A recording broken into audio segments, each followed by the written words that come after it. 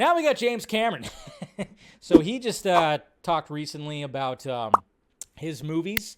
And first off, when it comes to the Avatar sequels, a lot of us have been kind of wondering about like the whole sequel thing. Like, all right, so he's doing multiple ones, but apparently they didn't give him just all of it. But here's a quote right here from the interview that he talked about.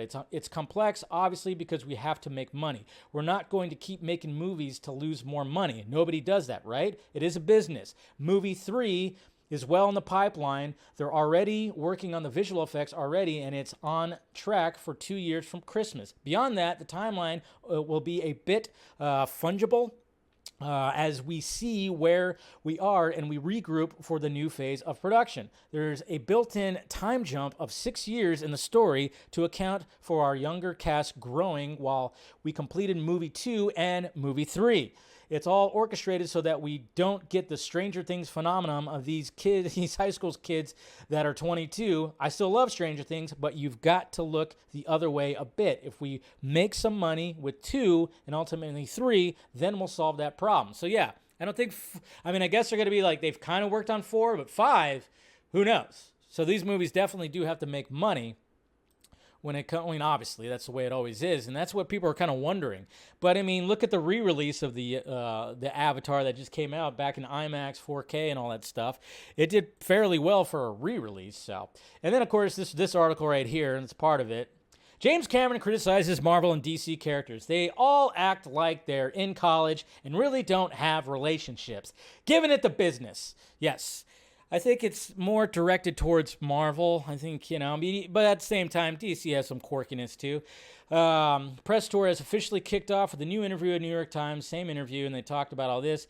They talk about the parents, Cameron. Let's see. And then he talks about like this, the first movie, leaps and blah, blah, blah. And then he goes on to say, when I look at these big, spectacular films, I'm looking at you, Marvel and DC. It doesn't matter how old the characters are. They all act like they're in college. They have relationships, but they really don't. They never hang up their spurs because of their kids. The things that really ground us and give us power, love, and a purpose, those characters don't experience it. And I think that's not the way to make movies. So just kind of giving it the biz. And I'm like, wasn't he trying to do like a Spider-Man film at one point? I don't know. That's not every movie. He's just kind of, obviously what they keep on doing is, when it comes to the filmmakers, maybe in this one, they didn't really ask him the Marvel question. He's been asked before, but this time he actually said Marvel and DC, which is funny. It's like, all right, now I'm throwing DC in there, even though it's like, well, it's like, hey, Jimmy, did you watch Joker? Did you watch any Man of Steel, Batman or Superman? Some of the better ones, Wonder Woman. Did you watch some of those where, maybe it did feel better, the story was better, the experiences, the purpose and all that stuff? I don't know if he, that's the question I don't know. Like, which particular movies are you talking about? Have you seen them all? Have you seen this one? Have you seen that one? I even think James Cameron would appreciate. He's given ultimate praise to Zack Snyder, saying that he created his own cinematic language. So how does he particularly feel about Zack Snyder's Justice League trilogy? That's what I'd want to know. How does he feel about Todd Phillips' Joker?